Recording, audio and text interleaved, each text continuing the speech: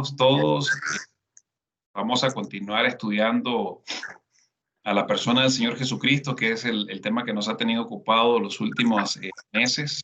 Y creo que vamos a tener todavía mucho más tiempo para poder seguir estudiando al respecto del Señor Jesucristo. Así que hoy, pues, no es la excepción. Vamos a continuar con esto que venimos estudiando. La semana pasada estuvimos viendo acerca de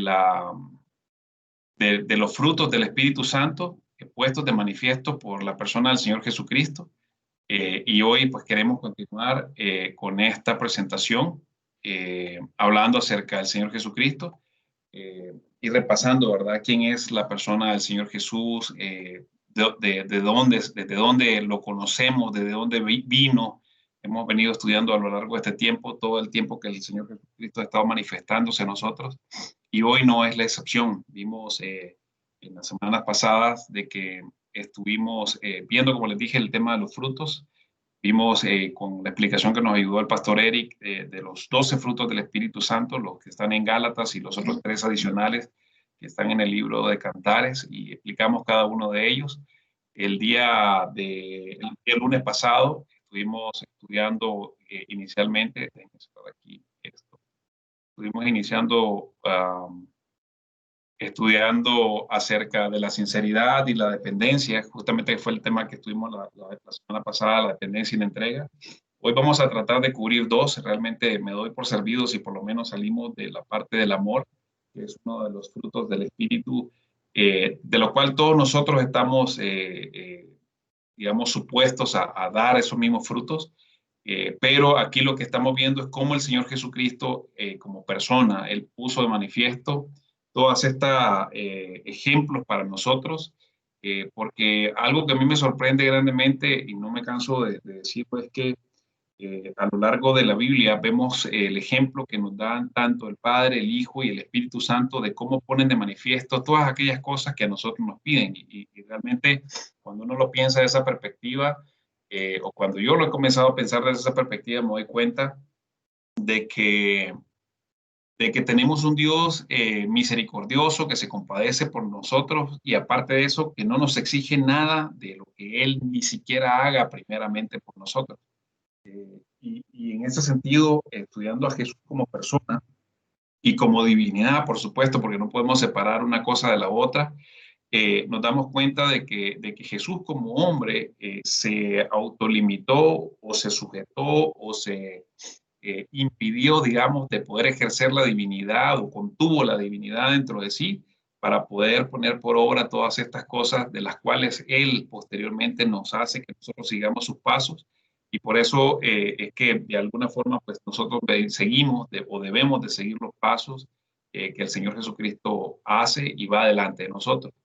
Hablamos de la definición de fruto y decíamos que fruto es aquello que se origina o que viene de algo o de alguien. Y decíamos que es una extensión del corazón, es un efecto o un resultado es decir, como consecuencia de mi actuar, entonces yo voy a dar un fruto.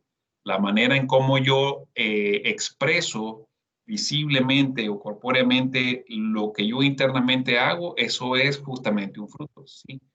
Por eso es que fruto, la palabra viene del griego karpos, que significa hecho, significa una obra, significa incluso ganancia, significa una utilidad, significa también gratitud o alabanza, porque digo, si nosotros, y podemos verlo ahorita que estuvimos poniendo estas canciones y estas alabanzas, si de nosotros nace ese deseo de poder alabar al Señor, es parte de ese fruto que nosotros tenemos como una consecuencia del amor que nosotros debemos de tener para con Él. ¿Sí? Entonces, vimos y estuvimos hablando que a través de lo que decía Mateo 7, 16 a 20, donde miramos aquella porción que dice, por su fruto los conoceréis, y cuando el Señor Jesucristo dice, ¿acaso se recogen uvas de los espinos o se recogen higos de los abrojos? Así todo buen árbol dé buenos frutos, pero el árbol malo da frutos malos. No puede el buen árbol dar malos frutos, ni el árbol malo dar frutos buenos. Todo árbol que no da buen fruto es cortado y echado en el fuego.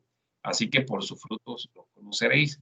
Esa es, digamos, de alguna manera en cómo nosotros pudimos comenzar a entender acerca del tema de los frutos. Y el Señor Jesús lo decía de esta manera, o sea, el que no da buen fruto es cortado y desechado al fuego. Y él mismo fue el que comenzó a dar estos frutos. Así que lo que decíamos como conclusión nosotros en ese momento era que el fruto se debe tener, digamos, como fruto de un árbol, por ejemplo, lo que el árbol produce de una manera natural. Decíamos que no puede ser algo forzado, no puede ser algo para que alguien más me vea, no puede ser algo para cumplir un requisito, sino que tiene que ser de forma natural y de forma abundante. Y la otra característica para que nosotros sepamos, o sea, cuando nosotros mismos nos sepamos de que estamos dando un fruto, creo que podrían haber tres características. Uno, que sea algo natural, es decir, espontáneo, que sea algo abundante, es decir, que sale y que nace y que brota como si fuese un manantial que está constantemente echando agua.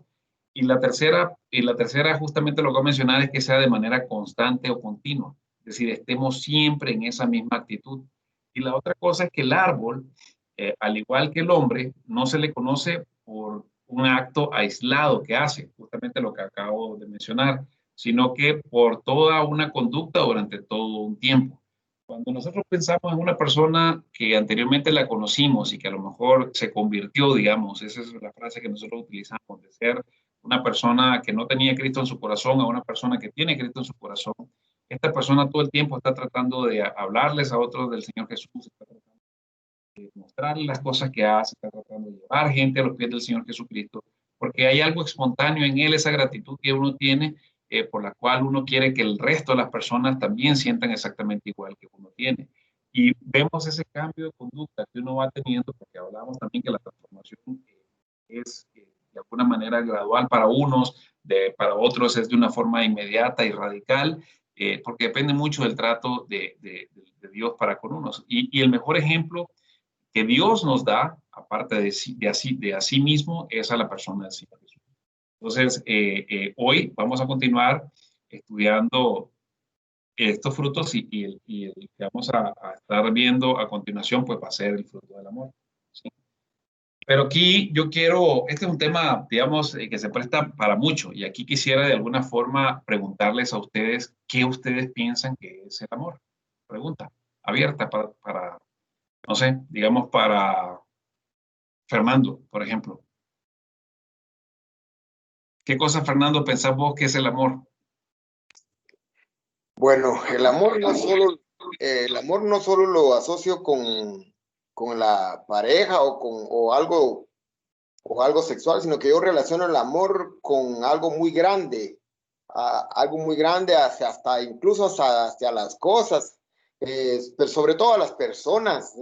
Eso es lo que yo me imagino cuando oigo la palabra amor, me imagino cierta clase de altruismo, también amor hacia los demás, hacia nuestros congéneres, incluso yo considero que también amor hacia los animales y también te va mezclado en cómo hacemos las cosas cotidianas, que hay que hacerlas con amor, etcétera. Cualquier cosa que hagamos tiene que ser con mucho amor para que Dios vea la disponibilidad de nuestros corazones. Muy bien, muchas gracias, Fer. ¿Alguien más que se atreva a dar un concepto de qué significa la palabra amor o qué es amor para cualquiera de ustedes? Tal vez a una mujer, no sé, Anabela. Bienvenida al grupo de regreso, por cierto.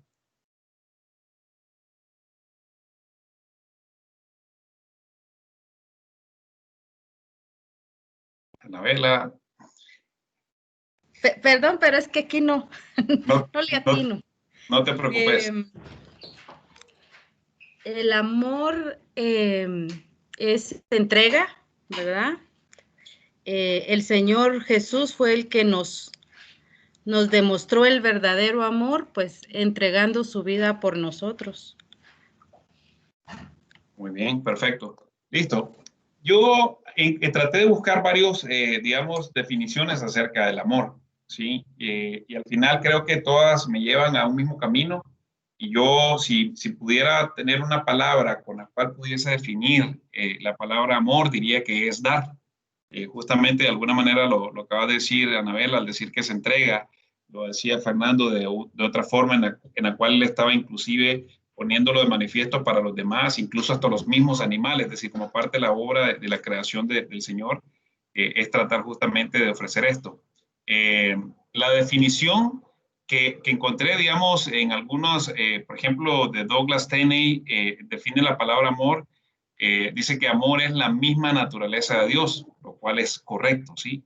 Y la virtud cristiana más importante. Y es indispensable en las relaciones del ser humano con Dios y con sus semejantes. Pero entonces, aquí comenzamos nosotros a entender un poco al respecto de esto y quisiera que me acompañaran a que leamos lo que dice ahí en Primera de Juan 4, 7, 10. Entonces, si alguien, no sé, Beto, si me puedes ayudar a buscar Primera de Juan 4, 7, 10 para que podamos ir leyendo lo que encontré en relación a la parte del amor, por favor. Primera de Juan 4, del 7 al 10.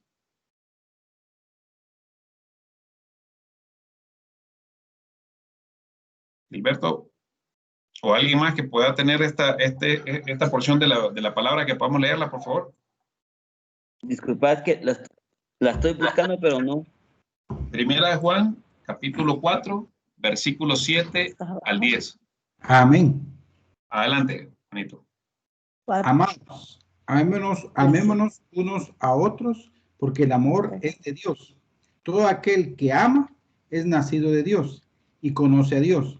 El que no ama no ha conocido a Dios, porque Dios es amor. En esto se mostró el amor de Dios para con nosotros, en que Dios envió a su Hijo unigénito al mundo para que vivamos por él. En esto consiste el amor, no en que nosotros hayamos amado a Dios, sino que Él nos amó a nosotros y envió a su Hijo en propiciación por vuestros pecados. Amén. Amén. Muchísimas gracias. Aquí hay cosas que a mí me llaman poderosamente la atención de lo que dice Juan, ¿sí? De hecho, a Juan se le conoce como el apóstol del amor, ¿no? Y habla mucho acerca de esto.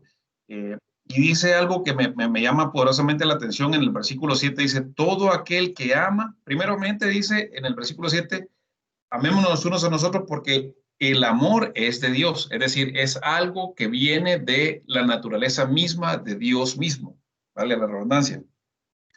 Y dice, todo aquel que ama es nacido de Dios y conoce a Dios. Entonces, aquí vemos que Juan de alguna manera está como comenzando a colocar algunos requisitos especiales para que realmente nosotros podamos no solamente entender el concepto de la palabra amor, sino que podamos nosotros tenerla dentro de nosotros. Y dice que todo aquel que es nacido de Dios, todo aquel que ama es nacido de Dios. Es decir, nosotros en nuestra capacidad humana sí podemos de alguna manera tener la capacidad de amar, que somos hechos a imagen y semejanza del Señor, pero nuestro amor es un amor, por decirlo así, que queda corto, es un amor humano, pero realmente trasciende mucho más allá de a un sentimiento como el que nosotros podamos tener por los demás cuando nosotros somos nacidos de Dios y por lo tanto entendemos qué cosa es el amor. Si nosotros vemos, y lo hemos hablado en otras ocasiones en relación, por ejemplo, a los 10 mandamientos, y hemos dicho que, por ejemplo, los 10 mandamientos están divididos en los primeros 5 en una relación personal mía con el Padre, y aquí lo podemos ver, digamos, mezclada o haciendo ese paralelismo con la cruz de Cristo, digamos, mi relación desde abajo hacia arriba, mía hacia el Padre, y después los otros 5 vemos que tiene que ver mucho de la relación con el prójimo, es decir, de una manera transversal.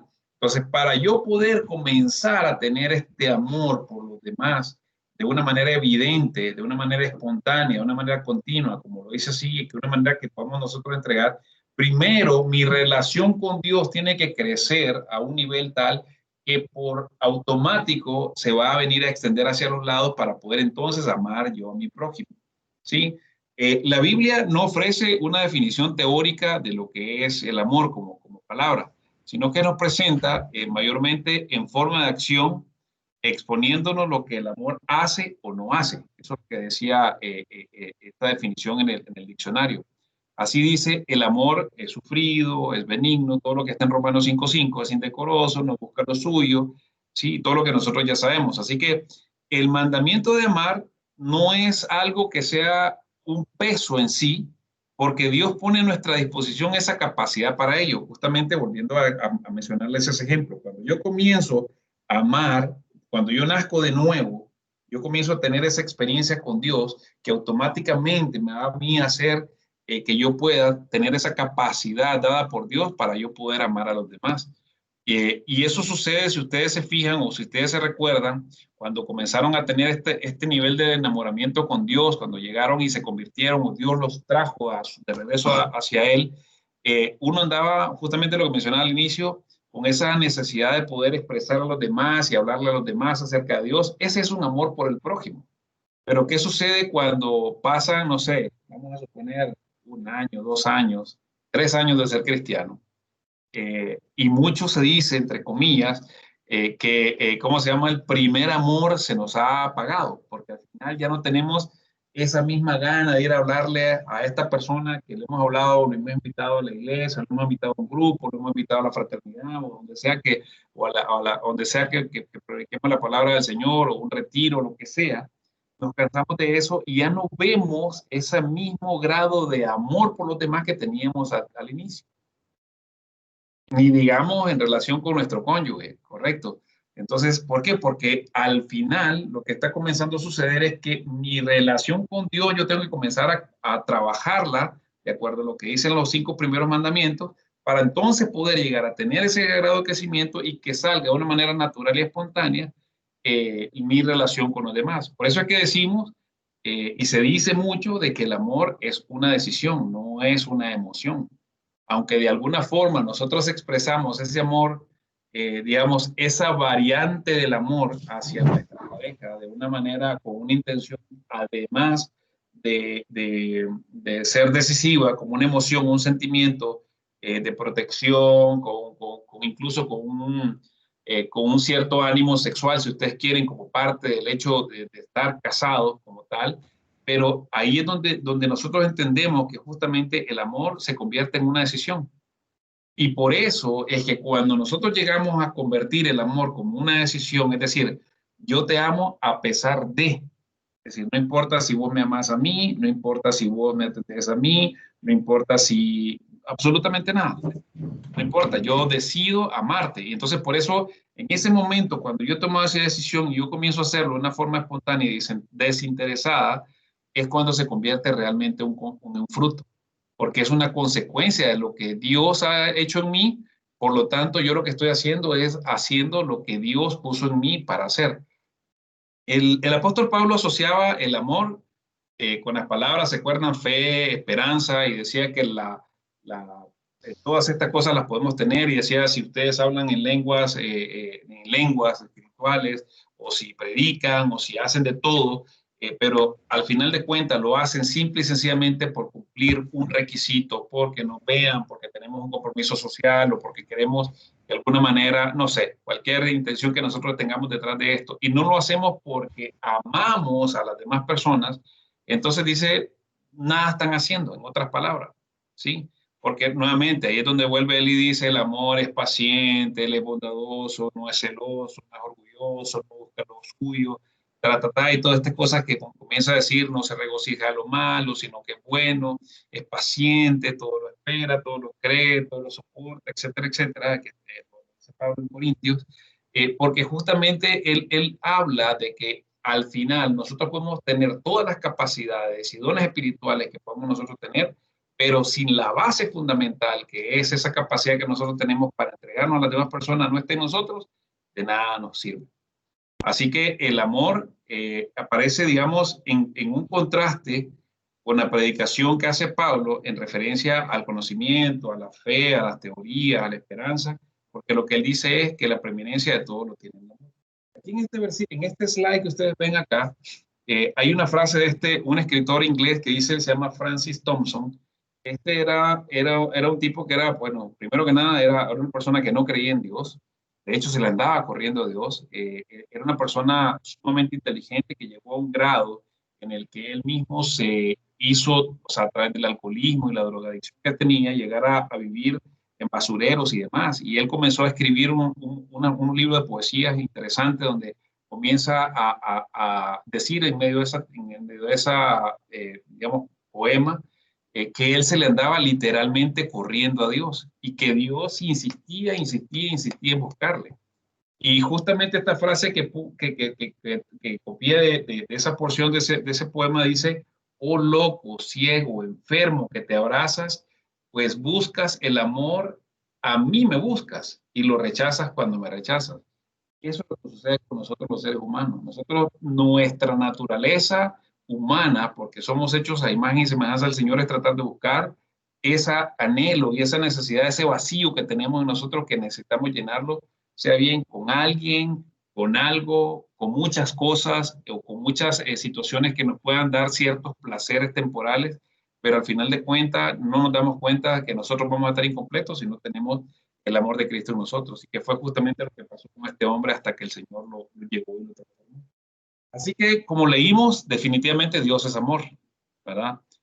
Y solo veo que hay personas que nos están visitando. Cualquier cosa, cualquier pregunta, por favor, puedan sentirse libres de poder participar. Solo quitan el mute de su micrófono y pueden interrumpir en cualquier momento. Por la idea sea, esto es una conversación donde estemos nosotros hablando y opinando acerca de lo que estamos diciendo para cualquier aporte. ¿De acuerdo? Entonces, definitivamente vemos y decimos que Dios es amor. Y siempre estamos con esta frase que nosotros decimos cuando pensamos que Dios es amor, porque como lo leímos en 1 Juan que estábamos leyendo, dice que nosotros no tenemos esa capacidad de amarle a Dios primero, porque es Dios que nos amó a nosotros. Y aquí se refiere al Padre. Hermano, disculpa, Adelante. Juan Álvarez, tenía la mano levantada ahí, no sé si quería Perdón. preguntar algo. Adelante, Juan. Bienvenido y adelante. Gracias, Erwin. Solo tenía una preguntita. Sí. Yo sé que el amor del Señor es incondicional. Amén. Pero ha habido frases como, por ejemplo, el amor tiene que ser recíproco. Así es. ¿Y qué pasa cuando el amor no es recíproco? O sea, yo tengo que amar a mi semejante, ¿verdad?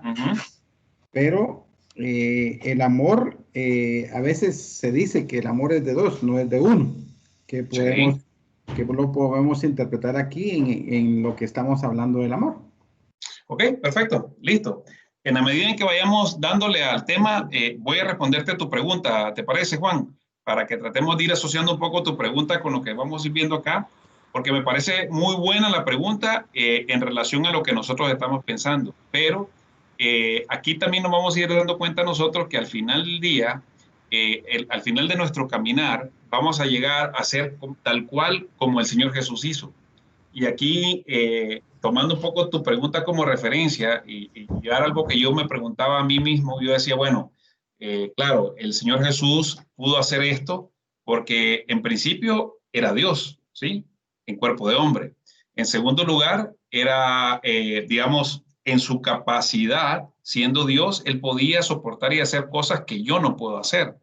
Pero cuando he comenzado a ver a Jesús con unos ojos distintos, viéndolo de una perspectiva de una persona tal cual, igual a vos, Juan, como es igual a mí, obviamente guardando las distancias abismales que existen entre nosotros, porque obviamente Él era perfecto y nunca pecó, pero en ese sentido se asemeja mucho a nosotros porque Él padeció y sufrió en carne propia todas estas cosas. Pero a pesar de eso, si lo vemos, y me estoy adelantando a darte la respuesta, no hubo reciprocidad en el pueblo, como no la ha habido a lo largo de toda la historia de la Biblia, e incluso si nosotros nos analizamos como personas, nosotros no somos recíprocos con el amor que Dios tiene para con nosotros. Entonces, de cierta manera, si Jesús como persona, ¿sí?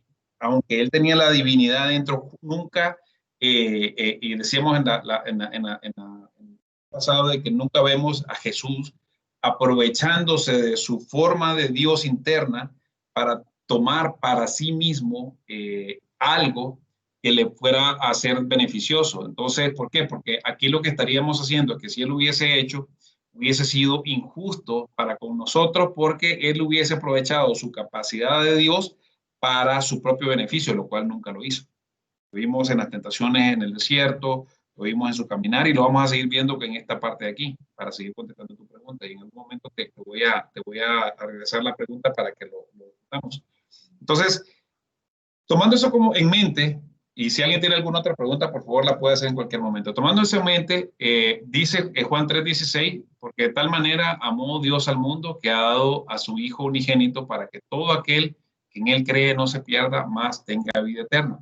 Y esa es una de las principales versículos claves que nosotros vemos que siempre estamos utilizando, porque aquí como leíamos en 1 Juan 4, del 7 al 10, en el versículo que dice 10, dice, en esto consiste el amor, no en que nosotros hayamos amado a Dios, sino que Él nos amó a nosotros y envió a su Hijo en propiciación de nuestros pecados.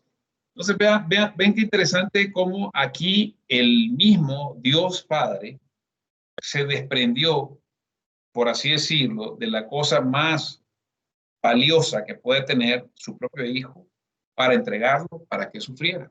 Y vimos en algunos versículos el lunes pasado, algunos versículos en el que de alguna forma todas las cosas que estaban profetizadas para que el Señor Jesús pasara y pasaron, de alguna manera le causó, por decirlo así, cierta satisfacción a Dios, no por el hecho de que Dios se satisfaga del hecho de que su propio hijo hubiese venido a padecer, no, sino que de la obediencia que él tuvo para llevar a cabo la obra de más grande amor que existe, que fue justamente venir a morir por nosotros. Entonces, aquí nuevamente vemos un ejemplo en el que Dios el Padre, al igual que el Espíritu Santo, al igual que Jesucristo mismo,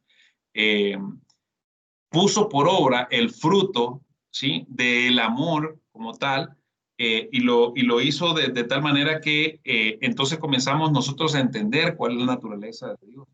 Y aquí no hubo ninguna reciprocidad. Y quizás vamos a comenzar a entenderlo un poco más en la medida en que vayamos leyendo algunos de estos versículos que están ahí. Si quieren, yo voy a leer el primer versículo y por favor necesito 3 voluntarios que, si quieren, Juan, me ayudas por favor con Salmo 25 del 8 al 15, alguien más que busque Isaías 43, 25 y Oseas 3:1. Si quieren, yo voy a leer a Génesis 18 del 24 al 33. Esta es la porción aquella en la que Dios le ha dicho que iba a destruir a Sodoma y Gomorra. Y obviamente se recuerdan que ¿cómo se llama? Primo de Abraham. Vamos a leerlo. Lot, gracias. Lot estaba viviendo en una de esas ciudades cercanas. Y entonces comienza a tener esta conversación el Señor, porque primeramente algo que Dios hace siempre es que nos manda a avisar cada vez que Él va a hacer algo. No es que nos esté pidiendo permiso, es que nos manda a avisar porque nos ama. Así que en el versículo 24 dice, en esta conversación que tiene Abraham con Dios, dice, quizás haya 50 justos dentro de la ciudad. Destruirás también y no perdonarás al lugar por amor a los 50 justos que están dentro de él. Abraham sabía que no hay ni siquiera 50, pero él comenzó por decirlo así, a tantear a Dios, ¿sí?, y no a tentarlo, sino a de alguna manera tener esta conversación para saber y conocer más de la naturaleza de Dios mismo. Entonces le dijo, lejos de ti hacer tal, que hagas morir al justo con el impío, y que sea el justo tratado como el impío, nunca tal hagas. El juez de toda la tierra no ha de ser lo que es justo. Entonces respondió Jehová, si hallare en Sodoma 50 justos dentro de la ciudad, perdonaré a todo este lugar por amor a ellos. Y Abraham replicó y dijo, he aquí ahora que he comenzado a hablar a mi Señor, aunque soy polvo y ceniza, quizá faltarán de 50 justos 5. ¿Destruirás aquellos 5 por toda la ciudad? Y dijo, no la destruiré, si hallare allí 45. Y volvió a hablarle y dijo, quizás se hallaran allí 40. Y respondió, no lo haré por amor a los 40. Y dijo, no se enoje ahora mi Señor y hablare, quizás se hallarán allí 30. Y respondió, no lo haré si hallare allí 30. Y dijo, he aquí que he emprendido el hablar a mi Señor, quizás se hallaren allí 20. No la destruiré, respondió, por amor a los 20. Y volvió a decir, no se enoje ahora mi Señor, si hablare solamente una vez, quizás se hallarán allí 10. No la destruiré, respondió, por amor a los 10. Y Jehová se fue luego y acabó de hablar a Abraham, y Abraham volvió a su lugar. Ahí vemos nuevamente cómo la misericordia del Señor para con nosotros, y aquí estamos hablando del Padre, tuvo ese grado de compromiso para con nosotros de toda la vida, porque Él conoce lo que hay en nuestros corazones, pero también Él sabe de que él tenía como propósito, aunque no era de una manera recíproca, el hecho de poder venir y buscar a lo que se le había perdido, ¿no? Entonces, ese es un muy buen ejemplo de cómo nosotros vemos el amor de Dios Padre puesto en manifiesto. Y si alguien que lea Salmos 25, 8 al 15, por favor, me ayuda a leer. Para seguir con esta idea, Salmos 25, del versículo 8 al 15.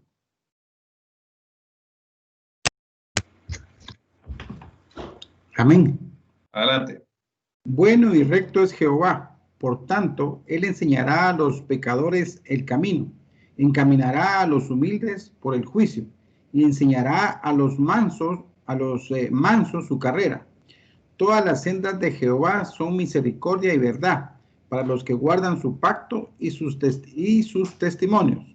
Por amor de su nombre, oh Jehová, perdonarás también mi pecado, que es grande. ¿Quién es el hombre que teme a Jehová? Él le enseñará el camino que ha de escoger. ¿Gozará él de bienestar y su descendencia heredará la tierra? La comunión íntima de Jehová es con los que le temen, y a ellos hará conocer su pacto, mas ojos están siempre hacia Jehová. Amén. Porque Él sacará de mis pies de la red. Entonces aquí vemos nuevamente otro ejemplo donde al final vemos que no somos nosotros los que buscamos al Señor. Digo, de cierta forma lo hacemos. En este momento estamos tratando de buscar al Señor, pero realmente vemos aquí que es porque Dios es bueno y es recto. Y dice que Él nos va a enseñar. Él dice que va a enseñar a los pecadores el camino. No dice que le va a enseñar, digamos, a los santos, aunque todos nosotros somos igualmente pecadores, aun cuando Él nos ha santificado con su sangre. ¿Sí? Pero dice que él va a poner esa guía, Él nos va a encaminar, Él nos va a enseñar, Él por la misericordia y por su verdad, por amor de su nombre, de su propio nombre, Él nos va a perdonar de nuestros pecados. Y yo pregunto, ¿cada cuánto nosotros pecamos? ¿Cada cuánto nosotros le devolvemos mal por bien a aquel que nos hace solamente bien? Sí, por eso dice que él se va a enseñar el camino y dice que Él se va a gozar, es decir, que nos vamos a gozar del bienestar de Dios justamente por tener esta relación con el Señor. Y Él dice que a lo que le tememos a Dios, y temer significa es este amor reverente hacia el Señor para no ir en contra de su voluntad expresa, dice que Él nos va a hacer conocer su pacto. ¿Sí? Entonces, ahí vemos nuevamente cómo Dios Padre, lo primero que Él hace es dar antes de pedir a cambio. Aunque bien es cierto, como lo es, que en efecto Él dice de que, ¿cómo se llama? De que nosotros tenemos que cumplir una parte, porque los juicios y las promesas del Señor muchas de esas veces son condicionadas. ¿Sí? En ese sentido, nosotros tenemos que hacer nuestra parte, pero Él no es que nos dice, si no haces esto, entonces no te doy lo otro. No, Dios es amor. Dios no va a dejar de amarnos a pesar de lo duro de nuestro corazón. Y vamos a ir viéndolo un poquito más adelante. ¿Alguien que por favor haya buscado Isaías 43:25? Amén, Ervin. Adelante. Yo soy el que borra tus rebeliones por amor de mí mismo, y no me acordaré de tus pecados. Amén. Entonces aquí la pregunta que yo hago es, ¿hacemos nosotros lo mismo? Es decir, en términos de lo que nos hacen los demás a nosotros, somos capaces de borrar, dice la palabra borrar, vamos a ir a ver lo que dice exactamente. La palabra borrar dice es alisar como con aceite, dice deshacer, es destruir, es exterminar, es limpiar, es raer. Entonces, ¿hacemos lo mismo nosotros? Y Dios aquí es el que nos promete eso a pesar de que nosotros somos quienes faltamos en contra de Él, porque Dios nunca ha faltado en contra de nosotros, sino que Él tiene siempre planes de bien para con nosotros y nosotros actuamos de una manera totalmente contraria. El caso, por ejemplo, de Oseas, para mí y yo los invito a que, por favor, si tienen tiempo, puedan ir a buscar, a leer un poco acerca de este libro de Oseas.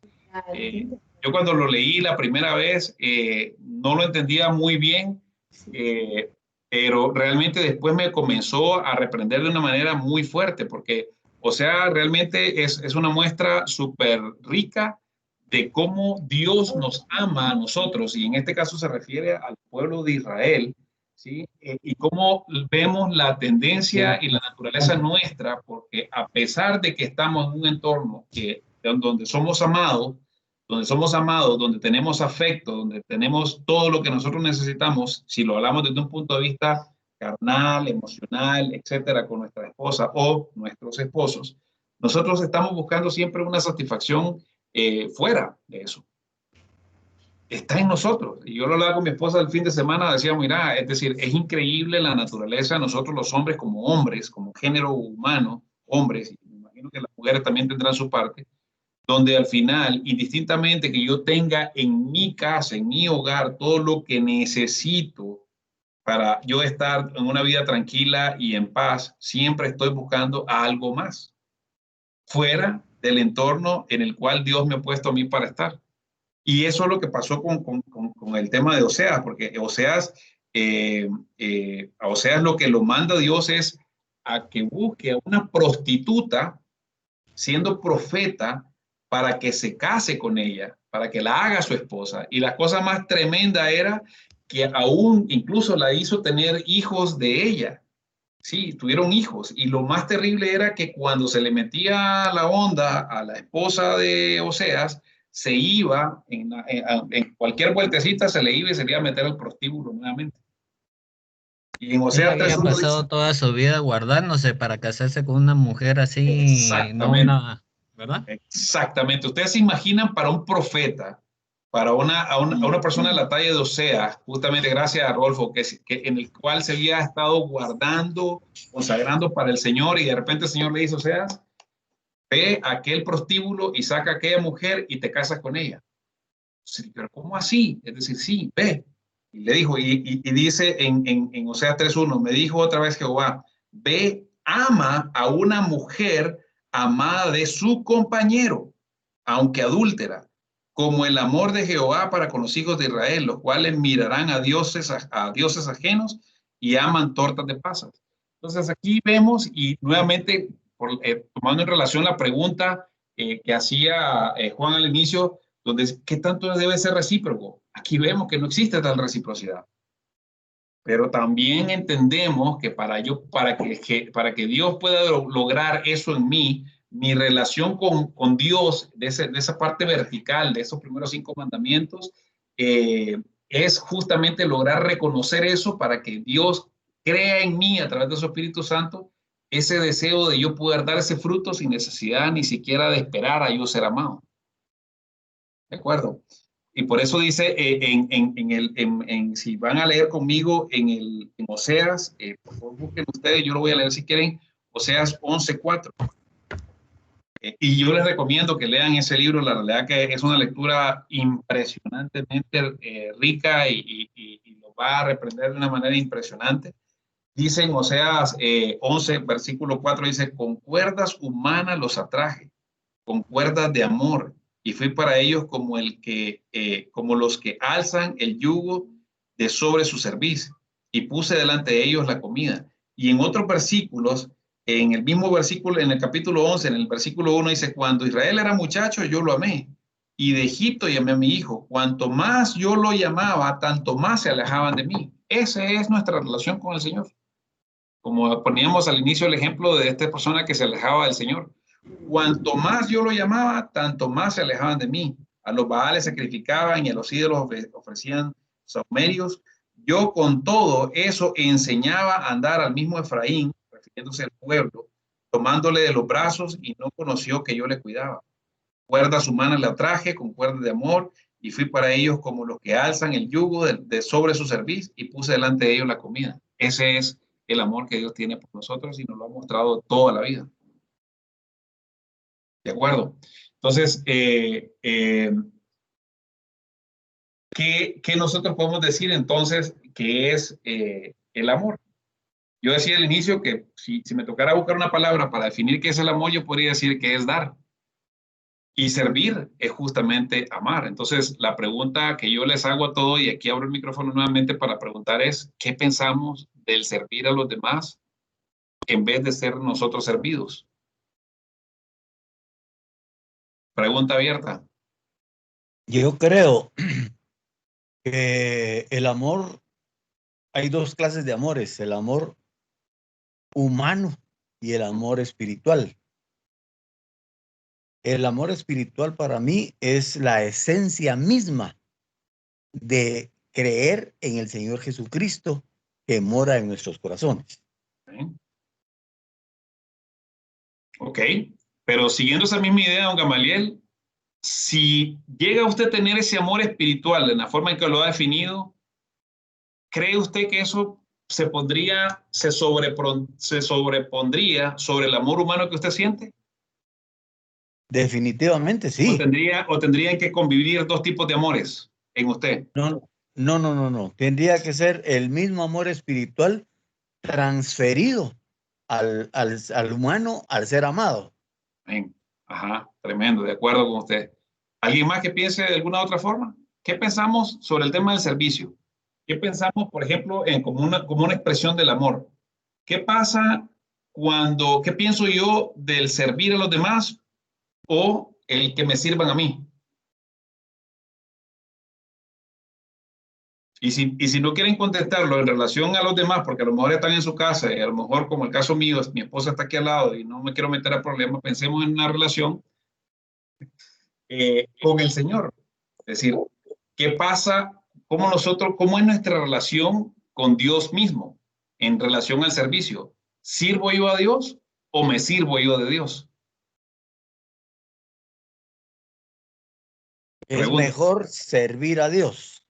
Uh-huh. Y obviamente cuando servimos a Dios, estamos también sirviendo al prójimo. Porque no es fácil tener el espíritu de servicio. No es fácil. Así La es. mayoría de personas quieren ser servidas. Así es. Recuerden aquel pasaje que le dice, llega el patrón y no le dice al siervo, sentate a la par mía y comamos juntos, ¿verdad? Justamente este que está aquí. Exacto. Muy bien. Sí, adelante, Pues don Gamaliel. definitivamente servir es amar. Recordemos que en la palabra dice, si le hicieras a uno de mis pequeños, a mí me lo hacéis.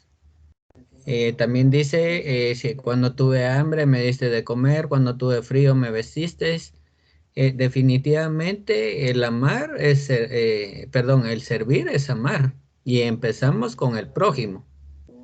Yo creo que es una muestra de, como dice la Biblia, hay que dar frutos dignos de arrepentimiento. Y empieza sirviendo, que en pocas palabras es traducido en amar. De acuerdo. Dice Leo, ¿cómo hizo Dios hacerse el último? No entendí, Leo, si pudiera, ¿cómo se llama? Escribir un poco más para tratar de entenderlo y traerlo a la conversación, por favor. Miren, en relación al servicio, nosotros hemos llegado, y digo nosotros, lo hablo por mí mismo, no quiero incluirlos a ustedes en esto, pero digo, en la manera en que nosotros a veces inclusive hemos sido enseñados, es ver a Dios como nuestro Padre, lo cual es correcto, y es ver a Dios como alguien de quien nosotros nos servimos. Porque muchas de nuestras oraciones, y hablo nuevamente de mí, muchas de mis oraciones van siempre en función de dame, quiero, yo. De hecho, ahorita me estoy recordando de Job, de quien Dios mismo decía, ¿has visto mi siervo Job? Varón perfecto, temeroso de Dios, apartado del mal, y otro montón de cosas tremendas dentro del currículum. Y si ustedes ven, algo que pasó justamente con Job es que en uno de los capítulos, no me recuerdo si es el capítulo 22 o el 27 por ahí, Job dice más de 170 y tantas ocasiones es por mí, a través de mí, yo, mí, me, etcétera, es que se están haciendo las cosas. Y es justamente parte de esa naturaleza nuestra, en el que al final siempre estamos tratando de ser nosotros quienes saquemos un mejor beneficio. Y a veces creemos y pensamos que Dios de alguna forma está obligado a recompensarnos. Y si bien es cierto, sí, es decir, no es que esté obligado, pero trabajamos en función de obtener una recompensa, sí es cierto. Pero la idea no es buscar una recompensa temporal inmediata, que se materialice en una, qué sé yo, restauración económica, restauración de salud, lo cual es correcto y no me malentiendan. Pero al final, lo que nosotros perseguimos es este premio y esta herencia y esta promesa eterna que Dios nos da. Y by the way, como dicen los gringos, Dios nos bendice materialmente. Dios nos bendice en salud, Dios nos prospera, Dios nos ayuda, Dios nos saca de montones de problemas, etcétera. Pero no es que Él esté obligado a recompensarnos. Entonces, si lo vemos aquí en Lucas 7, 17, del 7 al 10, dice, ¿quién de vosotros teniendo un siervo que ara o apacienta ganado, al volver del campo, luego le dice, pasa, siéntate a la mesa? O sea, uno, vamos a suponernos, yo soy el patrón, por decirlo así, no sé si se utiliza ese término, pero soy el dueño de la finca, y mi siervo, mi mozo, anda trabajando en el campo, y cuando él regresa del campo, lo primero yo como dueño, o patrón, o el señor de la casa, o el señor de la finca, le dice, siervo, ven y siéntate aquí a comer. Por eso es lo que dice aquí. ¿Quién de vosotros teniendo un siervo que ara o apacienta ganado, al volver del campo, luego dice, pasa, siéntate a la mesa? No le dice más bien, prepárame la cena, cíñete o alístate o apúrate y sírveme hasta que yo haya comido y bebido. Y después de esto, come tú y bebe tú. ¿Acaso da gracias al siervo porque hizo lo que se le había mandado? Y miren quién está hablando aquí. ¿Ya vieron quién está hablando aquí? Dice, pienso que no. Así también vosotros, cuando hayáis hecho todo lo que os ha sido ordenado, decid, siervos inútiles somos, pues lo que debíamos hacer, hicimos. Ese es el nivel de servicio al que de alguna manera, y es duro, Dios y Jesús mismo nos está llamando a hacer.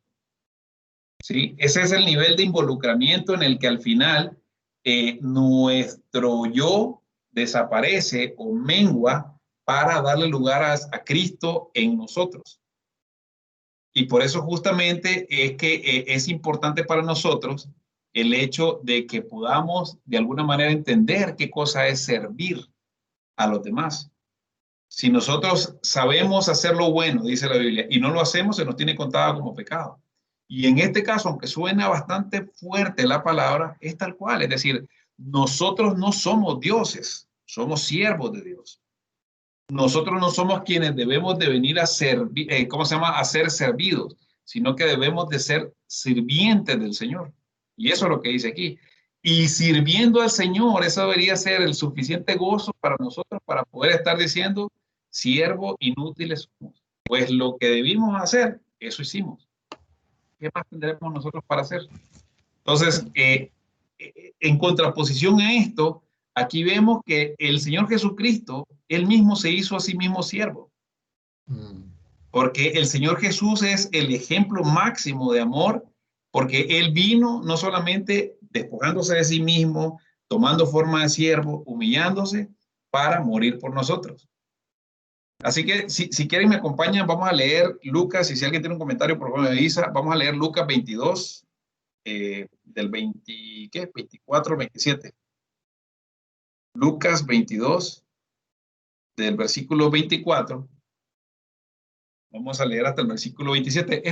Esto fue, y aquí vemos nosotros una discusión que tenían los apóstoles sobre, ¿cómo se llama? Si no estoy mal, en relación al tema del servicio, en relación a quién iba a ser el más importante en el reino de los cielos desde la perspectiva de los apóstoles. Y no sé si alguien tiene, por favor, Lucas 22, 24, 27, que me ayude a leerlo, por favor.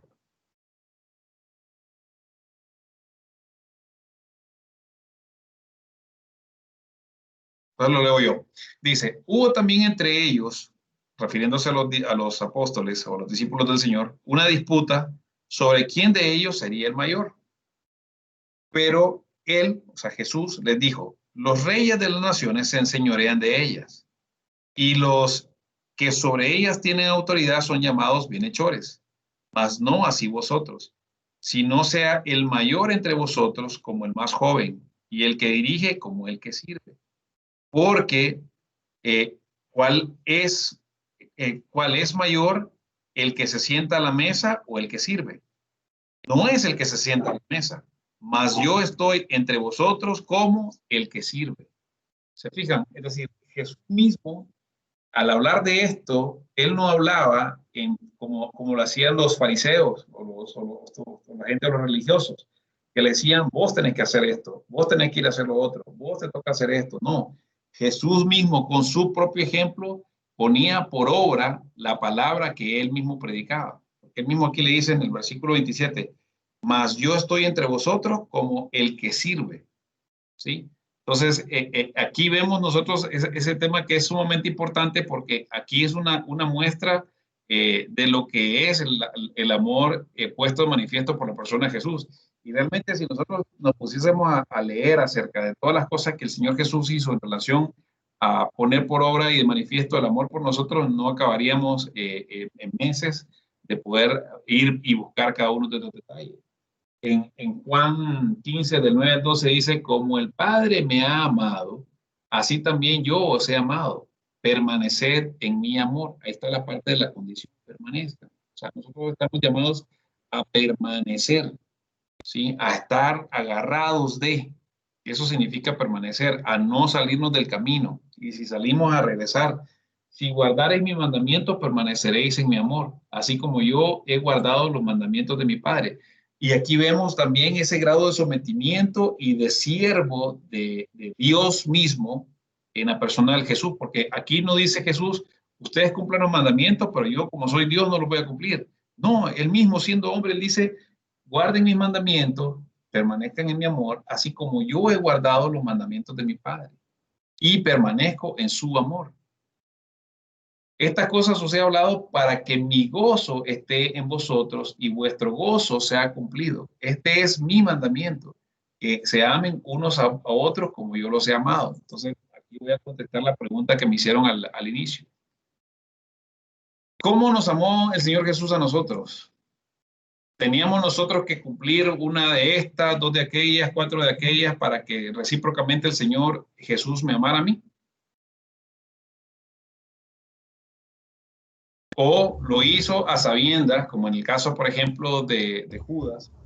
Él dijo a la misma mesa, miren, aquí el que moja del pan conmigo es el que me va a entregar. Aquí uno de los que está aquí es el diablo. Y justamente en esta conversación posterior pasa que el Señor Jesús siendo, y lo estudiamos hace unas semanas atrás, siendo él el maestro, se ciñó, agarró agua en el lebrillo, se puso la toalla y se arrodilló delante de ellos para lavarles sus pies como una muestra de humillación y de servicio. Y la pregunta es, ¿le lavaron a él los pies sus discípulos alguna vez, de una manera espontánea? La respuesta es no, y justamente es más o menos un comportamiento parecido al nuestro, porque sí, es muy lindo y es enriquecedor y tenemos muchos beneficios de estar dentro de las cosas del Señor y buscarlo con todo nuestro corazón y demás, pero la pregunta es ¿cuál es nuestra intención? ¿Nuestra intención es ser servidos de parte de Dios o que nosotros nos convirtamos en siervos igual que Jesús dijo? Que Jesús dijo, yo les dejo estas cosas como ejemplo, ¿sí? Así que eso fue lo que hizo. En Juan 15:13 dice, nadie tiene un amor mayor que este, que uno dé la vida por sus amigos. Y la pregunta es, ¿quiénes de los discípulos y de los apóstoles estuvo con él a la hora de su muerte o dio su vida a la hora de que Jesús fue aprehendido? Si no, más bien todos salieron corriendo. ¿Sí? Y aquí vamos a ir, y me van a acompañar a leer, por favor, vamos a ir a leer Juan, el libro de Juan, el Evangelio de Juan, en el capítulo 17, vamos a leer desde el 20 en adelante. Así que, Juanito, no sé si me ayudas, por favor, leyendo Juan 17, del 20 al 26. Amén.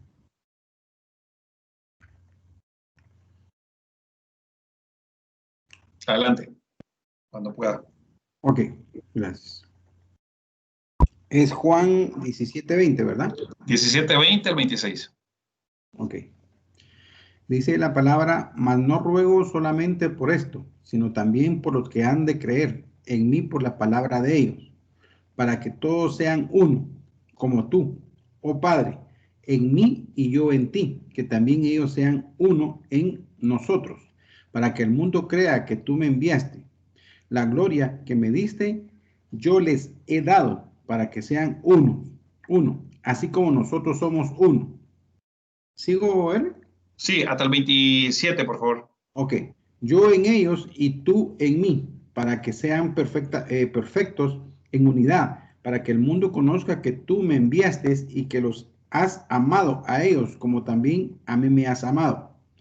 Padre, aquellos que me has dado, quiero que donde yo estoy, también ellos estén conmigo, para que vean mi gloria que me has dado, porque él me has amado desde antes de la fundación del mundo. Padre justo, el mundo no te ha conocido, pero yo te he conocido y estos han conocido que tú me enviaste. Y les he dado a conocer tu nombre y lo daré a conocer aún más, aún para que el amor con que me has amado esté en ellos y yo en ellos. Yo en ellos. Amén. Tremendo. Entonces, aquí vemos justamente esta oración que tiene el Señor Jesús para con los suyos. O sea, y eso nos trasciende hasta nosotros, si ustedes quieren. Y aquí hay algo que es interesante, que lo vemos en el versículo 26, y le dice, yo les he dado a conocer tu nombre, y lo daré a conocer aún para que el amor con que me has amado, ellos también estén ellos y yo en ellos. ¿Sí? Y en el versículo 25 dice, el mundo no te ha conocido, pero yo te he conocido y estos han conocido que tú me enviaste. Aquí vemos justamente que el propósito del Señor Jesucristo al venir a servir y convertirse en un siervo es dar a conocerse a todo el mundo, sin excepción. Y creo que el mismo Señor Jesús dijo ¿cómo se llama? ¿Cómo fue que dijo? Voy a parafrasearlo porque no me recuerdo cómo es que dice, pero ¿qué valor tiene que yo ame a aquellos que me aman a mí? Si al final del día, si una persona me ama a mí, entonces es fácil para mí amarlo, pero ¿qué tal si nosotros amamos a pesar de que no nos aman? ¿Qué tal si nosotros amamos a pesar que son enemigos nuestros? ¿Qué tal si nosotros amamos a pesar de que nos estén torturando o crucificando, como en el caso del Señor Jesucristo? ¿Qué fue lo que dijo el Señor Jesús cuando lo estaban crucificando? ¿Qué fue lo que le dijo al Padre? Padre, perdónalos, ¿por qué? No saben lo que hacen. No saben lo que hacen. No saben lo que hacen. Y él aún en medio de esas circunstancias, nuevamente yo traigo a colación lo que yo me ponía a pensar, claro, seguro. O sea, él era Jesús, era el Hijo de Dios. ¿Cómo no iba a poder hacer eso? ¿Y yo cómo? Pero él lo hizo en su propia humanidad, porque él en ningún momento omitió el dolor, en ningún momento eliminó a las personas que le arrancaron las barbas, en ningún momento mandó matar a las personas que lo crucificaron, le metieron su martillo, le metieron la lanza, lo injuriaron, lo escupieron, lo hicieron todo lo que le hicieron. Más bien en muchos de los casos lo que hizo fue calladita la boca, cayó. Y al final lo que hizo fue justamente cumplir el propósito de Dios, que era morir, derramar su sangre para nuestra redención. Y en ese sentido, nuestro trabajo no es darnos, digamos, ni servir solamente a aquellos que nos sirven o de quien nosotros obtenemos un beneficio.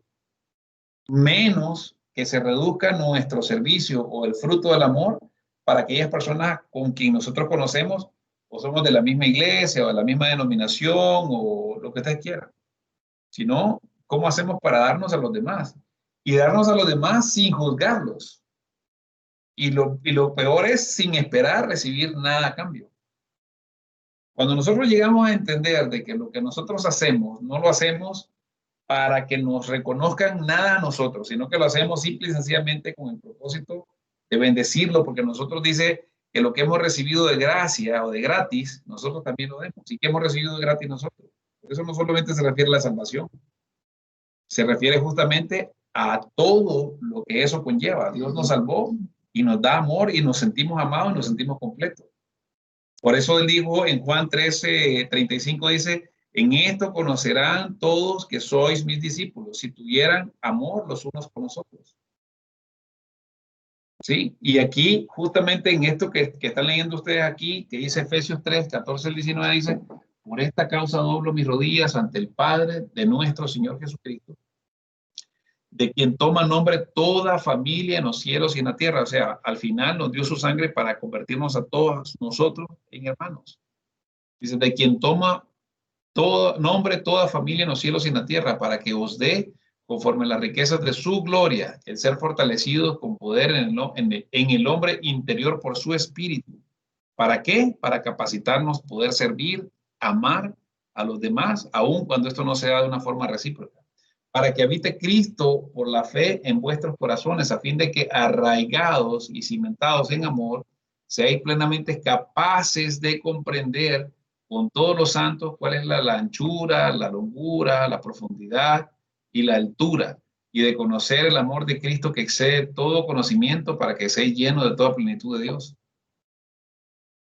¿Sí? Entonces, en conclusión, si ustedes ven el amor a Dios que puso de manifiesto el Señor Jesucristo es absoluto, es decir, absoluta dependencia, absoluta entrega, absoluta obediencia, ¿sí? Nadie puede servir, como él dijo, a dos señores. ¿Por qué? Porque va a terminar amando a uno y ofreciendo al otro. Por consiguiente, amar a Dios significa someterse a Él en absoluto, estar totalmente a su servicio, no ocuparse más de nuestra propia voluntad. ¿Eso es radical? Sí, sí es radical. ¿Es difícil? Yo creo que sí es muy difícil, porque mientras nosotros estemos en este estuche, los animales que están metidos en el arca de nuestro corazón van a querer salir y van a querer gritar. ¿Por qué? Porque no nos atienden, porque nos hacen mala cara, porque no nos dicen las cosas que nosotros queremos, porque no nos reconocen lo que, entre comillas, nosotros valemos, que no nos dan lo que nosotros merecemos, porque, no sé, cualquier cosa, ustedes no nombren, ¿sí? Pero al final, si nosotros nos decimos llamar cristianos, y es un proceso, yo lo entiendo, no es algo que va a pasar de la noche a la mañana, es contra eso con quien nosotros tenemos que luchar. A mí me encantó, no me acuerdo si fue el pastor que lo decía el otro día, que me encantó de una manera tan brutal, sí, creo que él fue el que lo dijo, porque él decía que, por ejemplo, Satanás, dentro de las vestiduras que tenía, él tenía, son 9 piedras, si no estoy mal, ¿no? Sí, Lucifer tenía una vestidura con un montón de piedras aquí, y tenía, creo que eran 9 piedras, 3 piedras que representaban a las 9 de las 12 tribus, ¿no? Pero él no tenía 3 piedras que representan a la tribu de, ¿cómo se llama? Del buey, que era la tribu de, no me recuerdo. Perdón que no me acuerdo, pero representa, digamos, el buey, que el buey significa la humildad. Esas eran las 3 piedras que le hacían falta dentro de la vestidura de Lucifer para que él fuese el perfecto sobre todos los perfectos. Y esa nunca la tuvo. Esa la tuvo solamente el Señor Jesucristo. Él no conoce justamente de la humildad, Él no conoce justamente de la entrega, Él no conoce justamente del servicio, Él no conoce justamente de darse a los demás, Él no conoce de humillarse, Él no conoce de rendir su hegemonía, su cabeza, es decir, su voluntad, sino que lo que Él quería es que dice, yo subiré, me sentaré en el alto del cielo, conjuntamente las estrellas, me sentaré y seré igual a Dios. Y esa es nuestra propia naturaleza, querer ser más incluso que los demás y someter al resto para que todos gire alrededor nuestro y que todos nos rindan a nosotros pleitesía. Cuando al contrario, en el nivel que nosotros llegamos a tener esa dependencia, ni Satanás mismo tiene poder sobre nosotros, porque él nos conoce cómo atacarnos y atormentarnos cuando nosotros nos entregamos, de tal forma que a pesar de lo que nos digan, aquí estamos nosotros poniendo nuestra cabeza. Por eso es que dijo Jesús, si te dan en una mejilla, poner la otra. Y eso no es fácil de hacerlo, o sea, ¿quién lo hace? Entonces, en ese sentido, nosotros lo que debemos de buscar es cómo romper con todo lo que se ponga digamos, a nuestro propio servicio. Es decir, tenemos que estar dispuestos a padecer, a que nos injurien, a ir a caminar a la muerte, porque, digo, por eso dice, con Cristo somos juntamente crucificados, ya no vivo yo. Eso es lo que dice la Biblia. Y si nosotros lo decimos, es porque estamos queriendo crucificar nuestra propia carne. ¿Y saben quiénes son los expertos en crucificar nuestra propia carne? ¿Adivinen quiénes? No. La gente más cercana a nosotros. La gente que más, entre comillas, nos quiere a nosotros son quienes son los expertos en poder crucificar nuestra propia carne. Y por eso es que a nosotros nos duele mucho más cuando no nos duele tanto que un extraño nos mencione cualquier cosa por allá afuera, nos haga cualquier cosa, sí, nos afecte y todo lo demás, como que alguien a quien nosotros queremos y amamos o apreciamos o estimamos venga a hacernos igual con nosotros. Por eso es que el Era Señor la tribu dijo, de Efraín, hermano. buenísimo, tremendo, sí, ahí podemos ver eso. Por eso que entonces con esto, como siguiendo esa misma línea, como les decía, el mandamiento del amor al prójimo fue lo que Dios, lo que había dado al Señor, el que había dado Dios Padre, ¿sí? en Levíticos, lo equipara al Señor Jesucristo y de alguna manera lo viene a complementar, porque Él dice, el verdadero amor al prójimo es, dices, amar a Dios sobre todas las cosas y a tu prójimo como a ti mismo. Porque todo lo que queráis que los hombres hagan con vosotros, ¿cómo que dice? Todo lo que quieras que para ti, ¿qué dice la palabra? Es lo que vos deberías de hacer para con ellos también, de alguna forma es parafraseándolo. Así que sobre el amor de Dios a los hombres, nadie, ni siquiera ni un solo profeta del Antiguo Testamento, ninguno solo, lo habló, ni lo experimentó, ni lo llevó a cabo como lo hizo el Señor Jesucristo. ¿Sí? Entonces, y el amor del Padre no excluye absolutamente a nadie, así como lo decía el hombre que le puse ahí la frase esa en la que dice el Señor, y voy a regresar muy rápidamente para terminar con eso. Él decía, oh loco ciego, refiriéndose a que Dios el Padre le decía eso a esta persona, y es quizás lo que nos dice a nosotros, oh locos, ciegos, enfermos, que te abrazas, si uno mismo se abraza o a las cosas que uno tiene, pues buscas el amor. A mí me buscas y lo rechazas cuando me rechazas. Entonces, eso era parte de lo que quería compartir el día de hoy, porque ya vieron que no nos dio chance para ir a avanzar un poco más. Así que, como dice Romanos 8:35, 37, 39, como ya lo leímos de alguna manera, dice, ¿quién nos separará del amor de Cristo? Es lo que cantábamos hace un rato.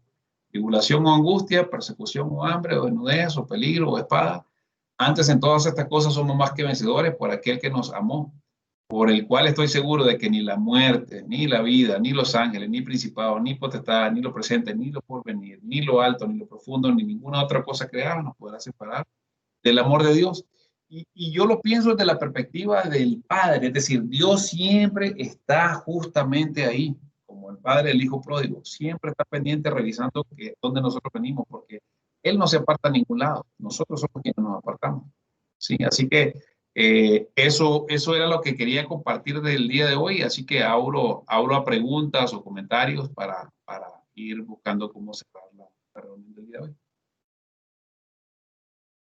Fíjate, hermano, que una vez me topé con un pastor hablando de la justicia de Dios y él ya un poco molesto porque me decía, yo amo a Dios y Dios me ama a mí y haga lo que yo haga, yo me voy a ir con él. Entonces ahí me dio a entender de que a pesar de que nosotros pudiéramos hacer el mal, desobedecerlo y cometer pecado incluso, como Dios nos ama, y nosotros lo amamos a Él, y usaba precisamente el versículo que acabas de mencionar, que era el de nada nos separará del amor de Dios. Pero Sí. en realidad también hay que entender de que Dios es amor, pero también es un juez justo, ¿verdad? Y a veces jineteamos la misericordia, entonces hay que tener un poquito de cuidado con eso, ¿verdad? Así es. Porque Dios nos puede amar, pero también es juez justo, ¿verdad? Así es, en efecto. Totalmente de acuerdo. Dice, quiero ver, dice Éxodo 32:33, dice, Jehová respondió a Moisés, al que pecare contra mí, a este raeré yo de mi libro. Entonces, obviamente, el tema aquí es, si nosotros lo hacemos, y lo leímos la vez pasada, si no estoy mal, cuando nosotros hacemos las cosas de una manera contraria al Señor, sin temor a Él, es decir, vamos en contra de Él sabiendo que estamos yendo contra una ley expresa, tratando de sacar ventaja de eso y tratando de sacar ventaja de lo fiel y de lo misericordioso que es el Señor, pero el Señor también es un juez justo, ¿verdad? No, incluso decía, ¿cómo es mucha gente me lo ha dicho, ¿cómo es eso de que Dios es amor y nos vaya a condenar al infierno? Si Él nos ama. Bueno, el que se condena es uno mismo, lo que pasa es que uno no lo sabe. Ajá, así es. ¿Verdad? Por decisión, ¿verdad? El mismo Señor Jesucristo dijo, yo no vine a condenar a nadie, es decir, la palabra que yo les hablo es la que los condena, y díganme si no es así, es decir, cuando nosotros vamos y leemos algo en la Biblia, una prédica y nos sentimos confrontados, ahí es la palabra misma la que nos está nosotros poniendo, llamando la atención a través del Espíritu Santo, nos dice, ojo, hay algo ahí con lo que hay que tratar. ¿De acuerdo? ¿Alguna otra pregunta? ¿Comentario? Erwin. Adelante, Fer. Hay una frase que a mí me gusta mucho mencionar y dice, el que vive para servir, sirve para vivir. El que no sirve, no sirve para vivir. No sirve, no sirve. Totalmente de acuerdo. Y a mí me crió mi abuelita y ella me decía, servir es vivir, porque me mandaban a limpiar la iglesia. Y le decía yo, pero si no me pagan, esa es la ventaja que tiene de servir en la iglesia, que no te pagan, me decía. Entonces, uno, porque es de una vez ciego, no se da cuenta que de pequeño le vienen dejando esos tips de servir, ¿verdad? Porque, por ejemplo, en nuestra fraternidad, una de las cosas lindas que hay en la fraternidad es servir al prójimo, porque uno a veces cuando le invitan, en mi caso, si no me hubieran invitado, saber en dónde estuviera yo, muerto, enfermo, matado, en la cárcel, etcétera. Entonces la persona que me invitó no solo me hizo un servicio a mí, ¿verdad? Sino que estaba como que sirviéndole al Señor porque estaba ganando almas para Él. Entonces una de las formas en las iglesias es invitar a los demás. Por ejemplo, lo que haces vos aquí ahorita, o lo que hacen otros en otros grupos que lo invitan y que le están mandando invitaciones, eso es servir porque se están preocupando por alguien que definitivamente rara vez le van a reembolsar algo, ¿verdad? Entonces el servir, el llevar almas a los pies del Señor, pienso que es una de las cosas muy principales de servir, y el amor al prójimo, ¿verdad? Que eso ya lo dijo Jesús. Amén.